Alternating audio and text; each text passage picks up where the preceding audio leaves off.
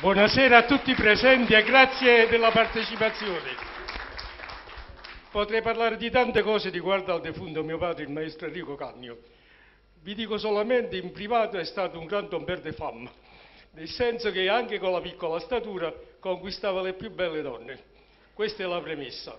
Per quanto concerne la sua carriera, ha iniziato con Enrico Caruso con la Posteggia e si parla della fine degli anni 800. In seguito poi si accompagnò con la compagnia di Raffaele Viviani, di cui fu anche l'armonizzatore delle sue musiche.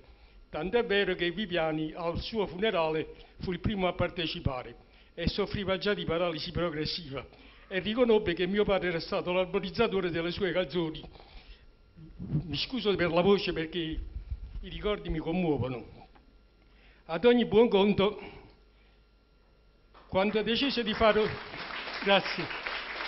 Quando decise di fare un soldato innamorato non c'era ispirazione, lui dirigeva la casa di Gennarelli, editrice. E Gennarelli in persona disse: come va? Tu sei il direttore artistico e non mi hai fatto ancora una canzone. Dice: guarda, non mi è venuta l'ispirazione. E questo locale, il Gabrinus, fu il suo ispiratore. Si sedette al tavolo fuori e chiese della carta da zucchero, allora si usava quello, e una penna e calamaio, e fece l'armonizzazione delle prime strofe dello soldato innamorato, che fu un trionfo nel 1915.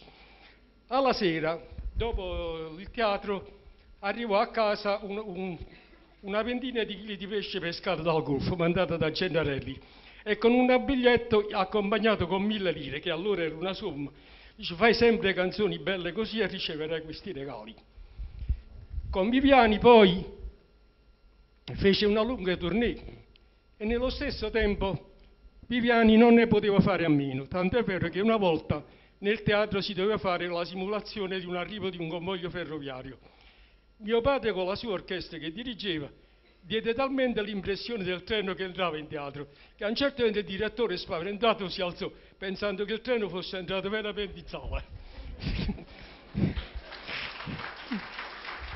Ironia della sorte, l'uomo che ha fatto le più belle marce, dette anche dai critici, purtroppo non ha potuto fare il militare. Durante la prima guerra mondiale fu riformato perché era alto 1,48 m.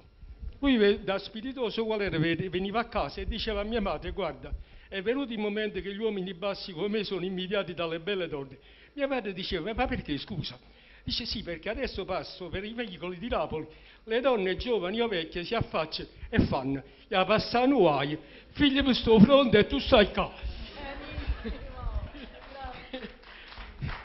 Per chiudere il discorso, praticamente vi ringrazio ancora della partecipazione e viva la canzone napoletana. Grazie, grazie.